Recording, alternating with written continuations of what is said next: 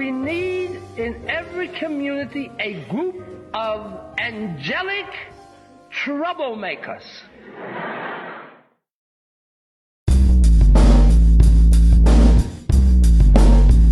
Social justice, power word, power word, power word. Social justice, power word, power word, power word.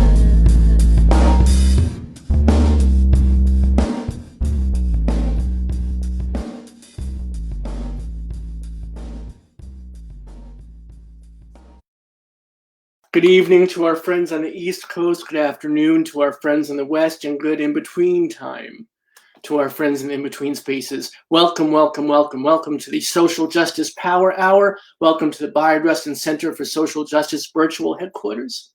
My name is Robt Seda-Schreiber. I am the chief activist for the center and your host for this evening, as I have been for the past year. We've done the Power Hour every single weeknight live since the pandemic started, over 300 some odd shows, and many of them very odd indeed. And we thank you all for joining us tonight. We are thrilled to have Deesha Philyaw with us tonight, who her debut story collection has just keeps winning awards. And I was so nervous because at first I was thrilled at all the awards, and then I was kind of nervous. I'm like, she's going to say she doesn't need this little dog and pony show. She's gotten so many kudos and tributes and accolades, all of which incredibly deserved. This is a special book, and this is a wonderful author, and I'm looking forward to a very robust and meaningful and fabulous conversation. She's even wearing a new dress for us, so I'm very excited. But before we start that conversation, I do want to share with you, as I said at the outset, we are here 7 p.m. Eastern, 4 p.m. Pacific every single weeknight, and we can't stop, won't stop. So I want to share with all y'all what's coming up on the show, because I know that Deesha has a lot of friends and a lot of fans and a lot of readers and a lot of fam that's coming out tonight to watch the show. So you first timers, you have no idea what you're in for. The Power Hour is here for you. Be here with us. And this is what's coming up to entice y'all. Tomorrow night, as we have every Tuesday night, we have free and fabulous queer yoga for the LGBTQI community and allies and family and friends. Everybody's welcome. Queer yoga master Jasmani leads us in some wonderful practice. And then Wednesday night, we have Luke Eplin, who wrote this great book, Our Team, the epic story of 4 men in the World Series that changed baseball. This is about the second baseball player who broke the color line, Larry Doby, after Jackie Robinson, the Cleveland Indians, and what a season they had. So it's going to be a great conversation. Thursday night, we have Raphael Simon. You may know him better by his nom de plume and his alias pseudonymous Botch. And this is his first book that he's written under his own name, and it's the second time he's coming out. The first as a member of the LGBTQI community, and now as his own self writing this book. So we're going to talk about his inspirational journey. And then finally, on Friday night for this week, the fabulous Wayne Brady, folks. And look, he's a good looking man. So you want to come out and see that. Let's make a deal indeed, right? And then coming up further on the show, we have Donnie Walton, the final revival of Opal and Nev. We have Hala Alan, the Arsonist City. We have Phil Jimenez, who is one of the only, and I believe the first, out and proud queer creator in comics, especially mainstream comics, DC and Marvel, most associated with this lovely lady right here, Wonder Woman. Minda Hartz, author of The Memo. We have our old friend Jill Sobule, who is our Rustin Center musician in residence. She's going to be bringing her friend, the incredible, legendary John Doe from the band X, and Punch Me Up to the Gods. This book is going to blow up, folks, and Brian Broom's going to be here to talk about it with us. That's just some of the highlights coming up. That's not even all of it. So do come back every weeknight. And last but not least, save the freaking date. Put a rainbow heart on your calendar. June 12th, Virtual Pride 21 coming at you. Last year we did our first Virtual Pride. We had Billy Porter, we had Tygus Burgess, we had a bunch of fabulous folks coming out. This year, you ain't seen nothing yet. So put on your calendar June 12th. But all of that pales in comparison to our guest tonight. I am so very excited to welcome Deesha to our virtual stage. Our guest tonight, whose debut story collection, The Secret Lives of Church Ladies, just won the LA Times Book Prize Art Seidenbaum Award for First Fiction, the 2021 Penn Faulkner Award for Fiction, and the 2020-2021 Story Prize, y'all. It focuses on Black women, sex in the Black church, and Kirkus Reviews calls it, quote, tender, fierce, proudly Black, and beautiful, end quote. It is now being adapted for television by HBO Max with none other than Valkyrie herself, Tessa Thompson, executive producing, who says about the book, quote, in Deesha's hands, these women are allowed their untamed humanity. They are at once funny, touching, heartbreaking, and her stories will make a stunning series, end quote. Deesha herself shares, quote, The Secret Lives of Church Ladies explores the raw and tender places where Black women and girls dare to follow their desires and pursue a momentary reprieve from being good. The 9 stories in this collection features 4 generations of characters grappling with who they want to be in the world, caught as they are between the church's double standards and their own needs and passions. I had hoped the book would speak to and affirm Black women who would see themselves in these stories and these characters. And it has been so exciting to see that other people connected with the book so well. Even if they weren't Black women, even if they have never been a church person, that the things were so resonant. That was really exciting. And folks, we're really excited to welcome Deesha to our program tonight to have this conversation. I am one of those people who was so affected, and thank you so much for being with us tonight. Thank you for this invitation and that lineup. Can I just tell you, I love Donnie Walton. That's my homegirl from Jacksonville, Florida. Brian Broom is one of my best friends. I was literally just talking. Yeah, he's coming over for dinner this week. So, oh my gosh. Oh yeah, Brian is a dear, and I agree. That book is a game changer. It's going to change the game. Absolutely. Yeah, I am, and we're actually going to have him right when Pride starts. We're going to have him as our kickoff to Pride Month. I'm really excited. Yeah. Let's talk about that. Let's start right there, and we'll get to you in a minute, I promise. But let's talk about that. Let's talk about this community. And we've talked about this a few times in the show, but it bears repeating ad infinitum. This community of Black authors is so phenomenal and extraordinary, inspirational. It's something that we all can learn from. Yeah. Because you're talking about, again, something that many people would see a pie that there are only so many pieces of.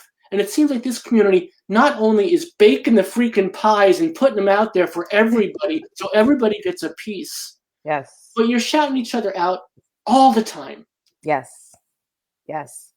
And that's, for some of us, it's like, it's how we were raised, it was very personal. It was our grandmamas who taught us, to be in community and not see each other as competition. But it even, from a more formal standpoint, the Black Women's Club movement of like the 1940s, their motto was lifting as we climb. And I just, when I read that in college, I could visualize it. The idea of you're climbing, but you're, lifting other people up at the same time. And I never forgot that. And so, you attract, people who have a similar sensibility. And so, I connected with writers like Kiese Layman, who has been lifting me as he climbs. And so now I'm lifting other people, and it's, it feels great. It really feels great. So the success is great, but then to be successful in the context of a community of people who are celebrating with you and you get to celebrate them, that's the best feeling. And that's so beautiful, because that a lot of people don't understand that. They don't get it. We had Casey on the show early on in our nascent stages, and he was phenomenal. And such you can just, the moment he starts talking, the moment he's on that screen, know you're in for something special.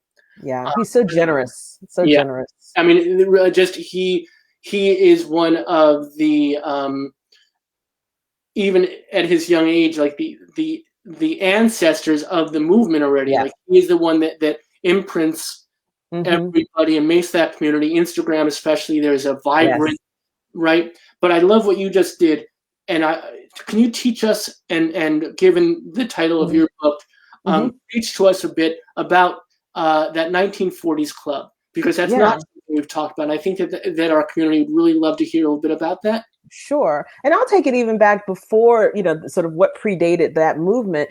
If you go all the way back to emancipation, and so you have these, folks who were newly free, and the church is the cornerstone of the community at that point, because people had even within slavery had been elevated as pastors. So what came out of that? The first schools, because, now that that freed people, they can, it's no longer illegal to read and write, now we want to be educated. That was one of the first things we did. And so those were the first sort of community centers, churches, where it's where you went and learned how to read, and all of your needs were met within that community. And then as the nation grew, and as people moved around and these institutions grew, then you started to have movements of more specific groups, professional groups. But the Black Women's Club movement was born out of those moments of, how do we care for each other?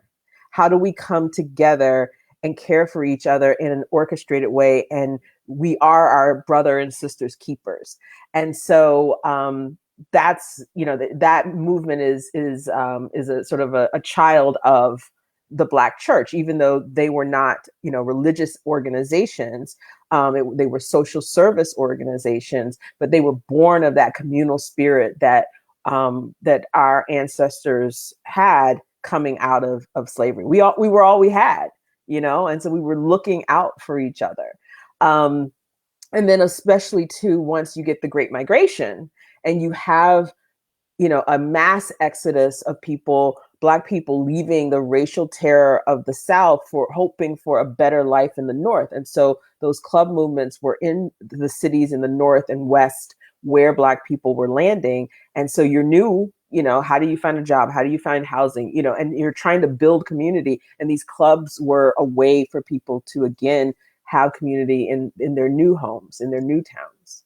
So it was so much more than reading. It was about living. It was about, and so much more than living, it was about thriving. It was about finding places for each other, making a safe space in that club itself, but then expounding upon it and making it grow and become exponential for that neighborhood, that block, that city, and then go from there.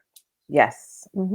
Yeah, I so love that. that's the legacy. We want to be a part of that legacy of looking out for each other and seeing our own success. When Kiese's successful, I feel successful in the same thing. That it's not I love that you said pie, because that's something I always joke, like, this is not pie. I say it's not pie, meaning it's not going to run out. But sometimes in publishing, Black writers are pit against each other, and so it fosters the industry itself kind of has been thriving on us not having that collegiality, right? I don't know if you saw the op-ed in the New York Times in December of 2020, and it was about the whiteness of the publishing industry. And there was an anecdote where in a publishing meeting, someone said, well, why do we need Angie Thomas when we've got Jason Reynolds? As if they're interchangeable, And so this idea that there can only be one, we reject that idea. We reject that idea that, it can only be one of us, so we are in competition, because it should not be that way. We're not interchangeable. Our work isn't interchangeable. And so as we fight against those kinds of biases in the industry, we see through that and say, no, we're not going to be pit against each other. And in fact, we're going to support each other. It's an extraordinary thing.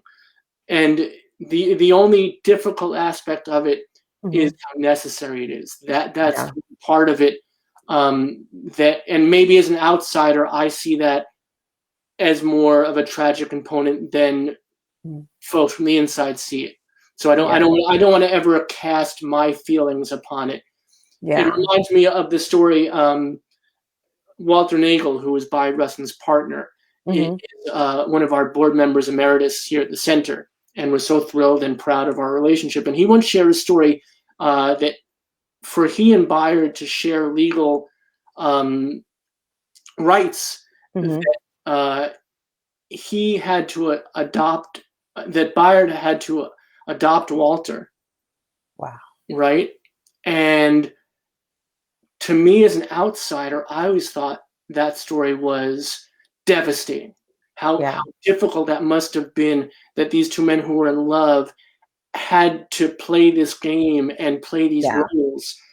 And when I brought up to Walter, when we had a conversation, he was proud of it. He thought they gamed the system and they created an outlet for themselves, and actually inspired hundreds of other couples to do the same thing and gain the rights that they deserved. So I always check my privilege. I always make sure that I'm not putting what my thoughts and feelings are onto another community, whoever they may be. So when I think about it as difficult, maybe it's not for those who are doing it. I mean, I think it's really nuanced. I think it's one of those things where people like to talk about how Black people individually and Black people collectively, how we're so resilient, which is resilience is a positive thing. But I balance that by saying we're more resilient than we should ever have to be. And I think that captures what you're saying, that it shouldn't have to be that way, but let's recognize the thriving that we're able to do despite these obstacles. And when Jen Baker was on the show, who is a wonderful Minorities Publishing, is a great podcast. She's a strong voice in the industry.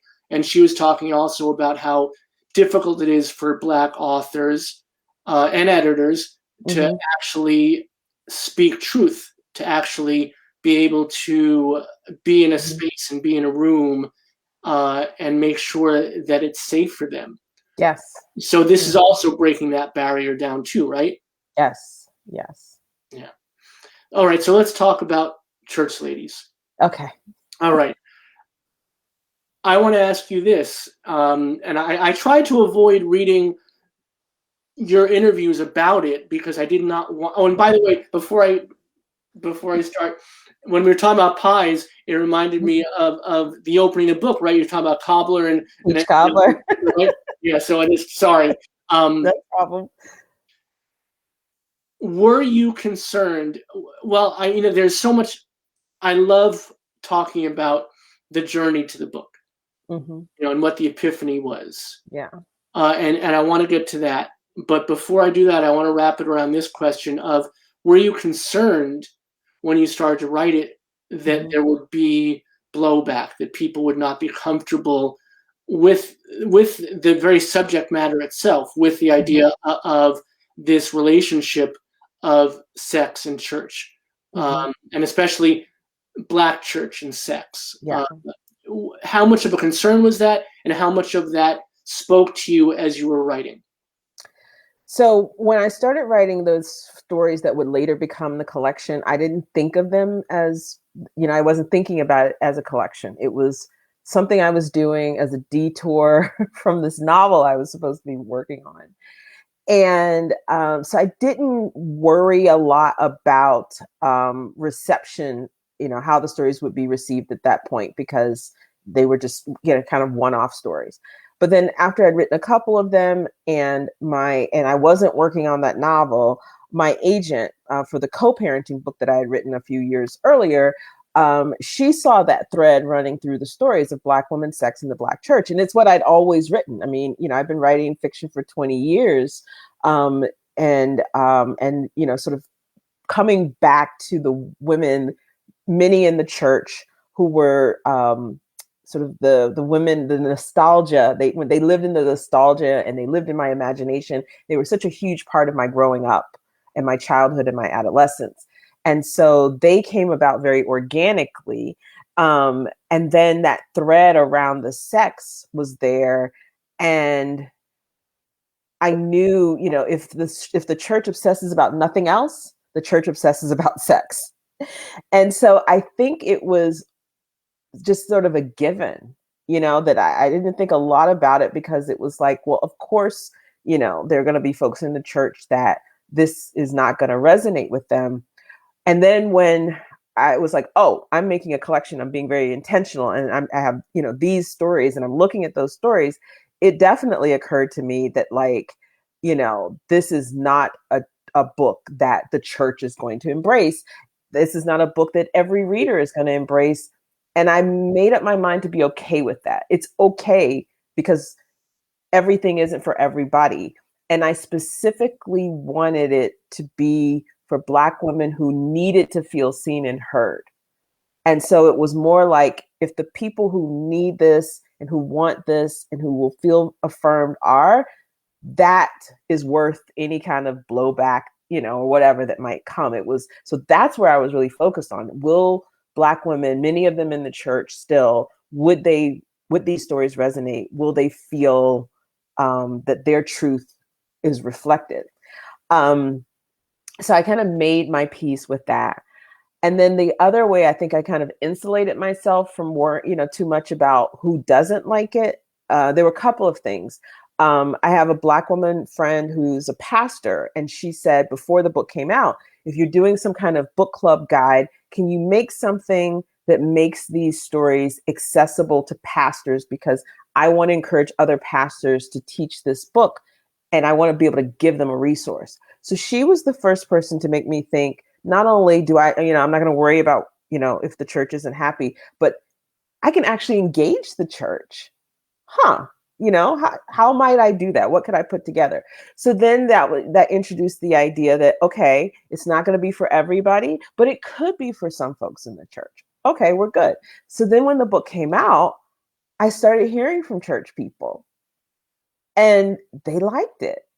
And my own biases, not so much about are you in the church or out, but I was surprised where older Black women would say that they like 80-year-old grandmas.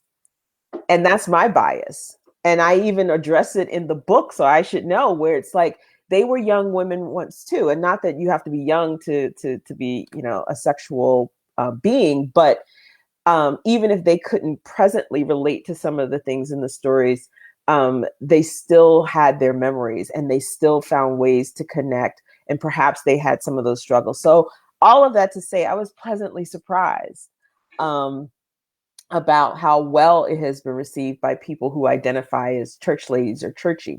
The final thing that I've done to make the sort of, what are church people going to say, kind of a non-issue, is I don't read reviews of my book. And so I think if people have issues with it, that's probably where they would talk about it, or they talk about it amongst themselves. But no one has come and said to me, this is not right, or this isn't fair. The closest I've gotten was at a book club I was invited to. It was all Black women, and everybody was really excited. But there was this one woman whose face was kind of, just sort of flat.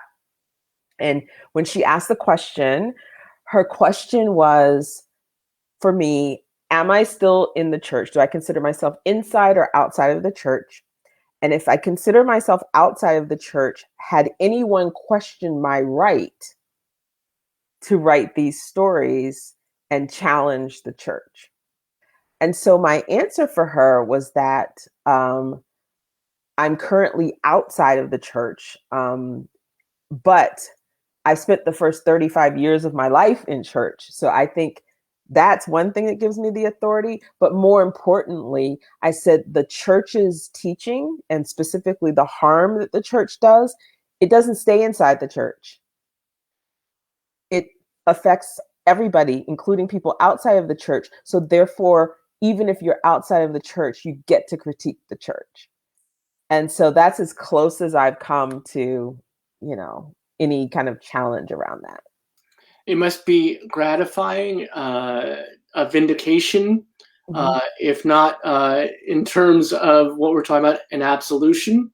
Yeah. Right.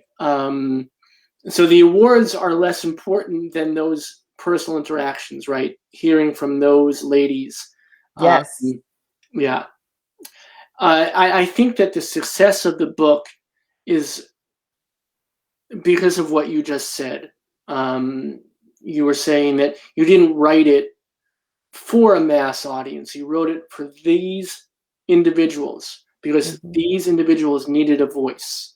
Mm-hmm. And what you did was create something that is sacrosanct, that is amplifying this community that's not heard, that's not seen, because they have these fears that are inherent. Well, And I wouldn't say they don't have a voice.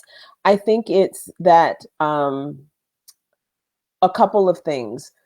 I think it was more to validate them, you know, but what appears to be sort of voiceless is not because they don't have a voice, but it's the silencing. And not only the silencing because of shame and secrecy and all of that stuff, which is important, but the silencing because of how often our stories are treated in media, that Black women aren't centered in stories about us. I think about books like The Help, you know, in any movie you can think of with a white savior, you've got Black people, Black women, but there's always going to be somebody else at the center, someone else that somebody somewhere decides white audiences need to be able to identify with a white person and feel good about whiteness, I guess. Or Hidden Figures, that Kevin Costner, was it Kevin Costner? Yeah, that character, you know, and the way that the story wasn't just about these amazing mathematicians who changed the world, but there had to be, you know, somebody come in who's white and be a savior. And so that's a kind of voicelessness where the voices are muted, the voices are marginalized, they're put to the side, they're not in the dead center. So the voices are there. It's believing that they should be heard by a mass audience and that a mass audience wants to hear and can connect. And so even though my intention was I want Black women to see themselves and hear themselves in these stories, I also knew that people who aren't Black women, as you said in the introduction, could also connect with around, you know, a lot of these themes that are universal, you know, mother-daughter relationships, you know, walking away from the church or finding that tension within the church, shame, fear, all of those things. And I look to Toni Morrison and I look to James Baldwin, not James Baldwin, I'm sorry, August Wilson, because they were both asked about writing for Black people, writing exclusively about Black life as if it were limiting. And they both said it's not. You know, within the specificity of our experience as Black people, you have these universal truths and you have a broader story that anybody can engage. And then the final thing that I think is relevant here is when in response to Ralph Ellison's book, Invisible Man, Toni Morrison said, invisible to whom? Right. And so I think that that's the whole voice piece of it, is that not everybody hears our voices, but you know, we're using our voices in many cases. They just need to be amplified and people need to listen. I want to thank you so much for that clarification, for putting me in the right, you know, and I'm sorry for making that. That was really an error in my statement, and I really thank you for allowing me that larger perception of what it is, that these voices are there. Of course they are, and it's not a matter of what I did was wrong, and what I did was I think victimized these women by saying that they don't have their voices, they're not raising their voices, they're not. It was a matter of them, as you said, not being heard. And I really appreciate you opening me and our community to that. Really appreciate that a great deal. That centering is so important because, you know, it's hard to be heard if you're not centered. It's hard to be heard if, you know, you're on the margins. And that comes up a lot for Black women because whether it's, in movement and justice work around race, or movement and justice work around, gender. I'm thinking specifically things like the Women's March and what grew out of the 2016 election, Pantsuit Nation. You found Black women kind of taking a step back from some of that because, once again, our concerns were on the margins. And so, I think that's a good example, like a good way to think about it, that, a lot of us were, definitely engaged, definitely lending our voices and saying, don't put us at the margins. It's whether or not people were willing to listen. And, and the other part of it that's really important for us all to recognize is that it's time to hear these stories without there being not even a white savior, but white folks at all, and I think that's part of pop culture. Yeah. It's what we're used to and it's what we're comfortable with. And I think that people aren't ready to break away from that. But it also is obviously centered in white supremacy, and people are really uncomfortable with having to reckon with that. It's like the third rail. Yes. Right? Because you can say, hey, we don't need this white character in this movie to sell it. Yeah. But then all of the ugliness that's underneath that, because it's not just that, it's picking up that rock and seeing all the ugliness that's there and has been there for so long. So how do we do that? How do we reconcile all of that? Because we're at this moment where we can do that, right? Where we have this unique opportunity. All of this confluence of all these different things that are happening, with all the police violence that seems to just be getting worse and not better. It's just phenomenal to see it from the outside and say, how can you keep letting this happen? From what happened in Georgia and the election, and finally Black women being seen as the ones that were really promoting that and really behind that and platforming that and making it happen. But then you have the concern also about flipping to the other end of the spectrum and making Black women the saviors and making them right and always coming to them for that uplifting. So how do we find that sweet spot?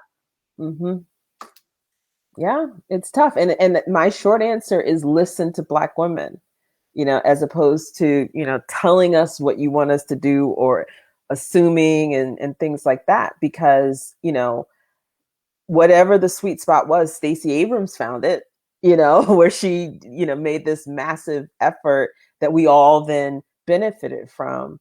But I think a lot of times when some of us back away and say we're tired and we don't want to, and, I'm not your mule, it's because our involvement and our labor is invited, but our leadership is not invited. And that's part of that listening, and that's part of that being heard.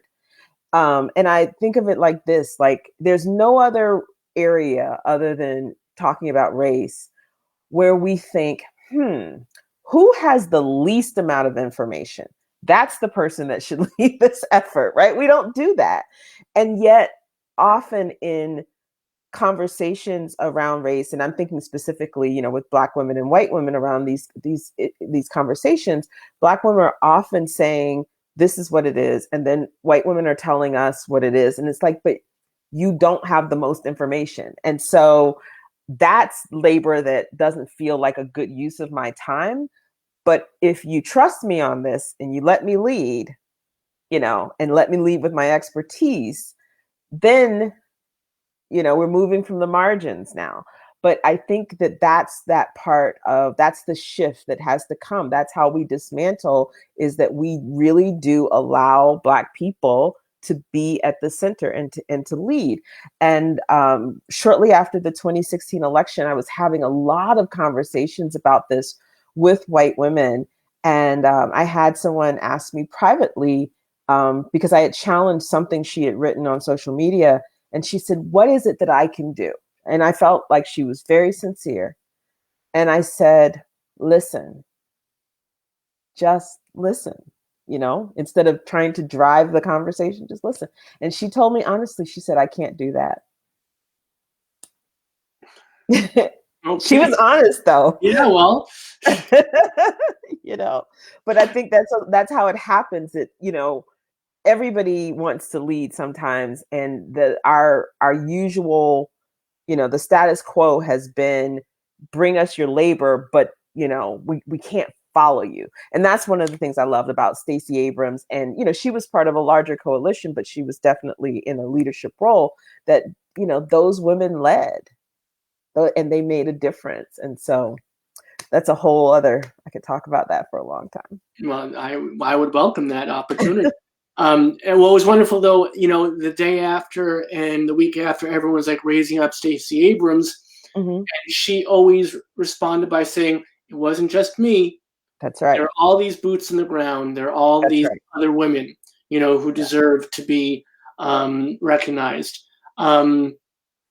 But I love what you said, and I want to amplify that. You said that folks welcome your labor, but not your leadership. I think that that's so important for us to recognize and to carry forth, to understand that really puts it very succinctly.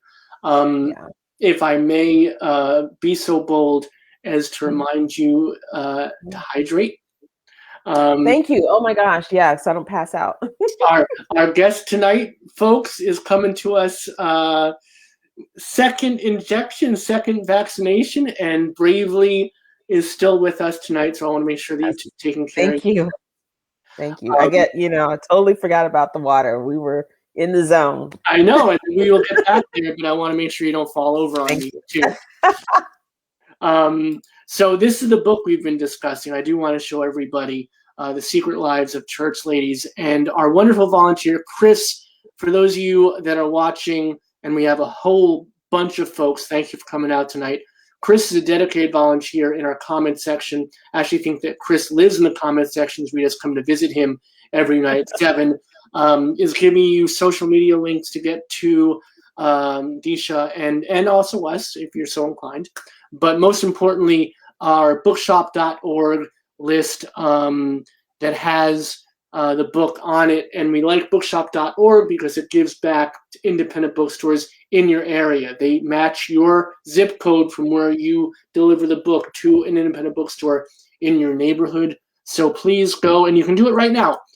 Click on that link. You're not going to leave us. You're going to go to another window. You can buy the book, buy 3 books, and still listen to us have this wonderful, inspirational conversation.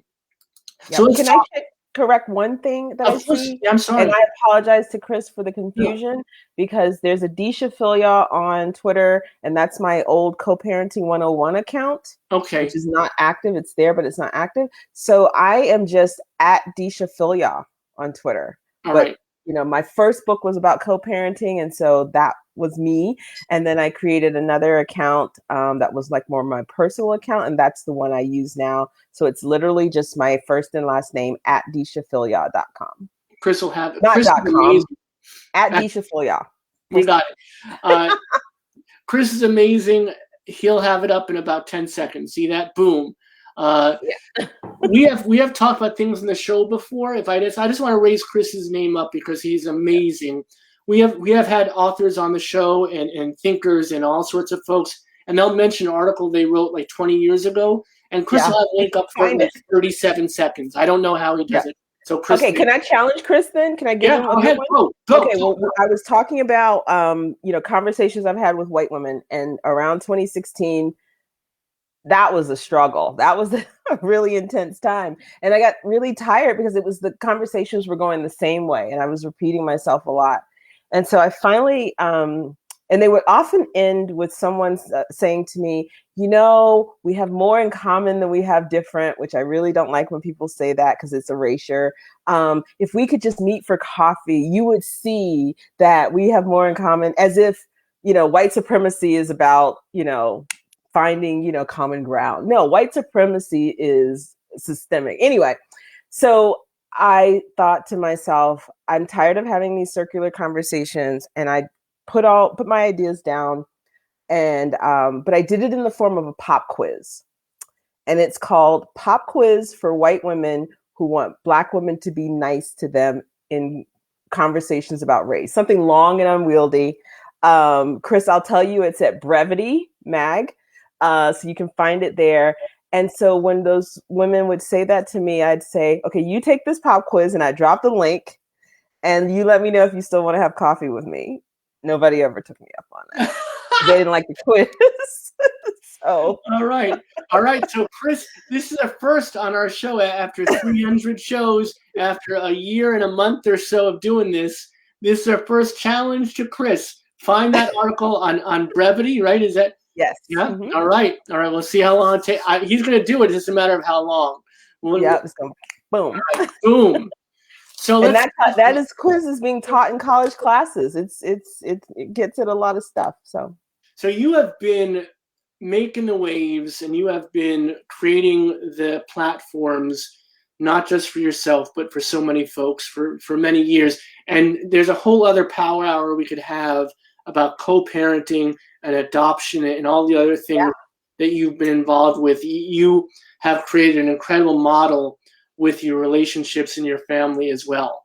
Thank you. And I would love to discuss that at length. But that's another power hour. And, we always go along, Prince Be Proud, there's always an after party. But I want to focus tonight on this book and this moment. So let's talk about these ladies. There it is. Boom. There it is. Thank you, Chris.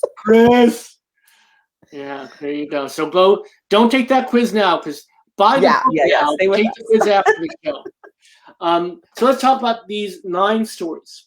Yes. How much of it based upon folks that you know, folks that have been in your life, that have been part of your story? How much of it is that? Yeah, it's so my upbringing, being in churches and around church ladies and around women outside of the church. I was raised by my mother and my grandmother, who did not go to church, but sent me to church. So that was an interesting dynamic. So there are ways that just sort of the gist of Black Southern women of a certain age and certain eras that are there, generally speaking. And then in terms of individual people, I feel like, fiction is a lot more interesting than real life. And so I wouldn't want to take anybody's in it. And also you just shouldn't take somebody's life and fictionalize it. That said, there are pieces of me in these characters and stories. There are pieces of my mother, so there's a lot of mother-daughter stuff in there, but there's no one character that's like, oh, this is her, or this is me. But that said, Dear Sister is really close to home because my father also had 5 daughters with 4 different women, and he has passed away. And when he passed away, that's when my other sisters and I reached out to the 5th sister. But we thought it would be a great idea to call her all at once, which you can imagine was a little overwhelming for someone who previously had not had a relationship with that side of the family. And so that's a regret that I have, that, that was not fair to her. But I decided to write it as an epistolary story. So instead of a phone call, it becomes a letter. I also, of my sisters, there's one that I'm closest to, and our mothers raised us like sisters, because we are. But the rest of us in general, like, we didn't have that close relationship growing up. So the story was an opportunity to create this world where these sisters do have a relationship. So yes, I have these sisters, but no, those characters are not my specific sisters, and I would never violate their privacy that way. So there's that part of it. But I definitely knew, for example, when Eddie Levert comes, that experience that Mama has, where she goes from partying and drinking and having sex with people's husbands to, becoming a church lady, and then kind of being abandoned, by the church after they got her, and then she was just sort of in this limbo. And I knew about that. Like I would watch these different people come to church and get saved. You know, they'd respond to the altar call, and I'm using a lot of church lingo right now. But I rarely saw them sort of become part of the church community, and then they kind of fade away. And I wonder, like, well, what happened to them? Like, everybody was so excited that they came and said the prayer that makes you a Christian, and they got baptized, and then they kind of fell away, you know?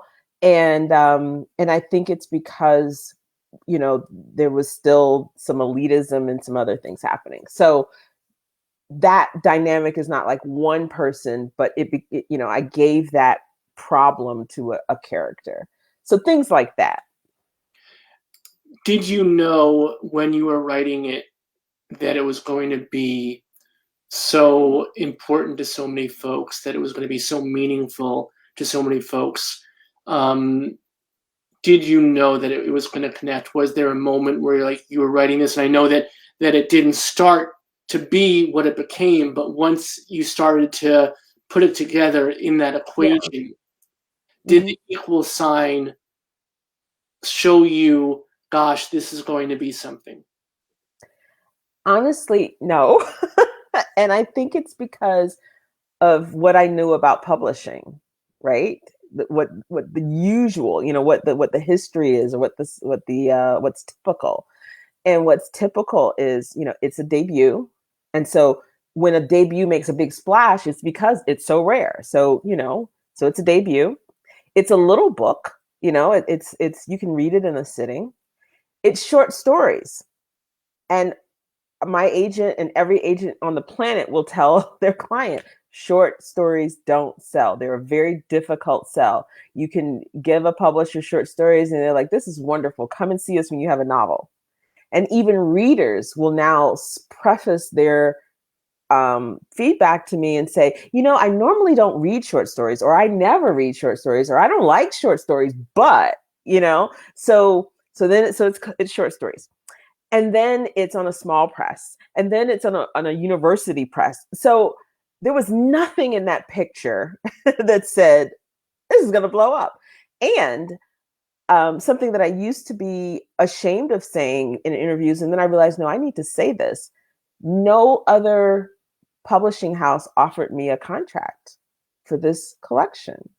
And the reason I share it now is because I want writers and maybe any artists who are, you know, trying to get a deal or whatever it is in your field, that the rejection doesn't always have anything to do with the quality of the work. It's timing, it's that editor's mood, it's fit. You know, none of these publishing houses felt like it was a good fit for them. And maybe it was, you know, because it's short stories, you know, nobody really wanted to bother with this little short story collection. But all it takes is one yes, right? It doesn't, all those other no's don't matter. All it takes is one yes. And so then I got this publishing deal. And then it was just a relief. You know, I've been writing fiction for 20 years, and now I'm going to have book-length fiction. Like, I've had fiction, you know, published in anthologies and all of those sorts of things. And I had a book that I co-authored, but this is going to be mine, and it's going to be fiction. I was happy. At that point, that was it. That was it. And, you know, and I hope that, you know, that Black women would have the reaction and would connect the way I was hoping, but no other aspirations beyond that. And so now it's amazing. It is amazing and well-deserved. Thank you. Well-deserved. So knowing that the characters come from, at most, extrapolations and jigsaw puzzling stories and snippets and dialogue, but still, did you have to make some phone calls before the book came out to some folks and say, this book is coming out and it may affect you, or it may be shocking to you, or it may upset you? Were there, and forgive me if I'm overstepping, but I'm wondering in your personal life if there were folks that you had to say, this is about sex, this is about the church, this is about the Black church, you know, were there folks you had to prepare for that? You know, if my mother was alive, probably I would have called my mother. But, you know, my parents have passed away. My grandmother who raised me with my mom, she passed away. So it would have been the two of them that I might have called. But so without that, there was nothing that I had to worry about. And even with my sisters, because they're not going to look and say, oh, that's me, you know, because it's not like that. I didn't call them either. One of my sisters is a nurse, and in Dear Sister, there's a character, Tashida, who's a nurse, but my nurse sister knows she's nothing like Tashida, so she didn't, you know, it didn't phase her at all. So I didn't feel like I had to give anybody a heads up about anything. I didn't think that there would be anyone who would recognize themselves. And there was one time I wrote, it's not this collection, but I wrote this other piece called Forecast for Sex when you're before 50, when you're a 46-year-old Black woman. And that was like kind of composites about men that I had had entanglements with. And I thought to myself, well, this is fine because the men might recognize themselves, but nobody else will know it's them. It'll just be, they'll know, you know, and it'll be fine because it's still anonymous. And in one of those little vignettes in that piece, I say something about a man with, you know, very large hands or something. And after that piece was published, I got a text from him with the hand emojis. He knew it was him. But there's nothing like that in this book. So let me ask you this. You mentioned before, and I want to pull up this thread a little bit, that your family weren't involved with the church, yet they sent you to church. Yeah. Can you share a little bit about that? Because that to me I find very interesting. I'd love to understand more about that. And you know how you just sort of, certain things you just kind of take for granted. And it is, as a kid, I only asked once, well, how come you guys, you know, how come you don't go to church? And I remember my grandmother saying, I'm going to go to church when I get myself together. And I remember even as a kid thinking, but isn't church where you go to get yourself together? But then being a kid, I went on about my life. I didn't give it any thought. And only on this book tour in the last year when, you know, I've been talking about the roots of these stories and my relationship to the church. And I'm like, yeah, my mom and my grandmother didn't go to church, but they sent me. And I was like, let me take a step back. Why? You know, now that I'm an adult, now that I know more about their lives, I don't know everything about their lives, but I realized that they were two women who had children. My grandmother had 3 children. My mother just had me, but they never married. And so they didn't feel welcome at church because there was that piece of it. My grandmother also, when she told me, when I get myself together, what I know now she meant was her alcoholism. My grandmother was an alcoholic. And I think she felt shame around those things. And I know that they both had other experiences that had a lot of shame, you know, enshrouded in a lot of shame. And so they did not feel welcome in the church. And instead of saying, you know, well, I don't feel welcome in that place, and, you know, it's a horrible, you know, patriarchal, sexist institution with double standards, fuck the church, you know, it was like, no, they felt like it was like there was no chance for them, kind of, in a way, but there was still a chance for me. And that's why they sent me. Like, nobody ever said that, but it's like, I had that aha moment recently. That's what that was about. You know, that they still bought into the church's teachings about it being important that you know, live a certain way and that you learn these things. And so they felt like there wasn't any reason for them to do that anymore. It was too late, but not too late for me, which just blows my mind. But that shows you how the church works, right? So is this book somewhat a vindication for them? Is this book somewhat for them in your mind? Was that something that you were conscious of, or do you think that it was part of the unconscious mechanism of it? Yeah, I think it was totally unconscious because I didn't come to that understanding except through conversations like this, which is why I love having these conversations, because I discover things along the way as well. And so I wish they were alive to read the stories, because they are exactly the women that I would hope would find some comfort, because they never said out loud the things I just said, or what it felt like to have a child, or to have children and not be married and know that you were judged, or to struggle with addiction and not feel like this God that everybody's telling you is, the fate of your afterlife rests in this God's hand, that to feel like that God doesn't want anything to do with you anymore, but then to have stories where that's challenged, to have stories where there's talk about freedom and releasing shame and releasing the secrets and those kinds of things. And I hope that it would have given them some comfort. I have no doubt whatsoever. I mean, hearing this conversation has gone way too quickly. There's so many other threads I wanted to pull at, and so many things I want to talk to you about. But I think I have a really strong understanding now I didn't have an hour ago, which you created this free space for the future, for all the young women and girls who needed it, but also for your ancestors. Yes. Yeah. And that's why it's so powerful, and that's why it works so well. And you've given us all a gift. I mean, you look at me, and I couldn't be further away from your target audience, but it's so affecting, and it's so strong, and it gives anybody who reads it a sense of freedom. I think that's what you when you close it, and you're right, you can read it, and you'll read it again, because you want to absorb the language the second time, I think.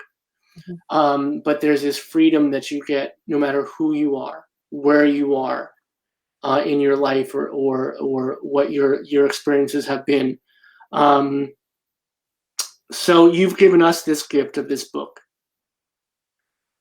What has this book given you? Oh gosh. It's given me such deep satisfaction. And in the midst of the darkest time in our lifetimes, in this pandemic, it has been a source of light and comfort. But for me personally, that satisfaction of, I worked really hard, and I'm at the thing that I love to do more than anything else, something that gives me so much joy, and I did it, and I stuck with it, and and for so long, I'll be real honest and real practical, for a lot of writers, a lot of artists, it's like, how can you make a living at this? And so often we stop because it just doesn't happen. And so being very practical, now I can make a living at doing what I love. That book gave me that opportunity. The book and the recognition that it's garnered has given me power that I didn't have. And Toni Morrison told us what the whole point is of being empowered, and that is to empower somebody else. And so that's what I'm trying to do. I think that's it. That's exactly what you've done. Thank you. It's those two things. It's forgive me for saying it, it's the bookends of the book. Yeah. It's the freedom and the empowerment, and they come hand in hand. Gosh, thank you so much. This has been such a wonderful hour. Really, just I cannot believe that we're in the after party now. I know Prince will be proud, but gosh, means we have to say good night. This is the book we've been talking about for most of the evening, because we have gone in various directions, and wonderfully so. But this is the book y'all should be purchasing. Buy one for yourself, buy one for a friend, buy one for an enemy who'll become a friend. And this is important. although we want everyone to buy this book and support our wonderful guest tonight, know that there are some people who can't afford to buy books. And their local libraries are their conduits to be exposed and to be introduced to important literature like this. So please call your local library and say, hey, do you have The Secret Lives of Church Ladies? And if you do not, you say, as a patron, I am requesting that you get a copy or 3. And they'll put it on their shelves. And it's really important that all members of our community read this book and are freed by it and empowered by it. And thank you for this freeing and empowering conversation tonight. I hope that you will come back to us whenever the time and inclination hit. I know that your dance card is full, and rightfully so. Thank you. This has been wonderful, and really appreciate everything that you've put into this book and everything you've put into everything afterwards as well. It's meant a great deal to our community. Thank you, Robert. Thank you for this wonderful conversation and getting me talking about my mother and my grandmother. It did my heart good. Thank you. Right back at you. Did all of our hearts good, and we appreciate your honesty and your beauty and your new dress. Thank you. Cheers. Be well. Thank you. So that is our good new friend, Deesha Philyaw, who wrote this incredible book. Let me show it to you again because I want you to put it in your minds. I want you to go buy this book right now. In fact, you could leave the show and not listen to my goofy nattering anymore, and you could go buy this book. What a wonderful evening. What a wonderful conversation. Very much the epitome of what the Power Hour is all about. Conversations that are as empowering as they are entertaining, as fabulous as they are meaningful. And I want to thank Deesha so much for being with us.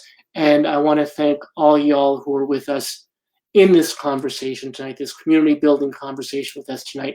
And I want to ask you to please consider coming back to us. We are here 7 p.m. Eastern, 4 p.m. Pacific every weeknight.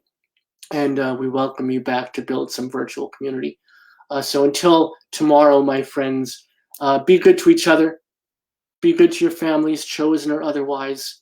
And most especially, and most of us do not engage in this enough, or if at all, be good to yourselves. You need it, and we need you here with us. Until tomorrow night, y'all, much love and respect. We need in every community a group of angelic troublemakers.